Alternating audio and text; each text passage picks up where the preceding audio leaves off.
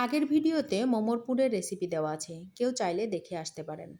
সবাই মোমো বানাতে পারে না, আবার অনেকেই পারেন। যারা পারেন না তাদের উপকারে আসবে।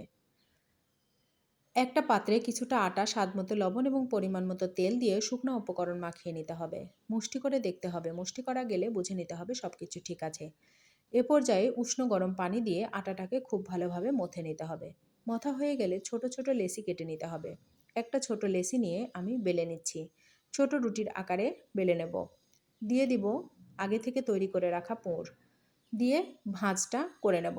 ভাঁজটা দেখে বুঝে নিতে হবে, সবাই পারবে, খুব ইজি। একে একে সবগুলো মোমো তৈরি করা হয়ে গেছে। আমি আগে থেকেই একটা পাত্রে পানি গরম করতে দিয়েছিলাম। পানি ফুটে উঠেছে। একটা স্ট্রেনারে মোমোগুলো খুব ভালোভাবে সাজিয়ে নিয়েছি। গরম পানির ওপরে স্ট্রেনারটা বসিয়ে দিলাম। ঢাকনা দিয়ে ঢেকে দেব। 7-8 মিনিট ভাপ দিলেই হয়ে যাবে। মোমোগুলো পরিবেশনের জন্য রেডি হয়ে যাবে। আশা করি ভালো লাগবে এবং উপকারে আসবে।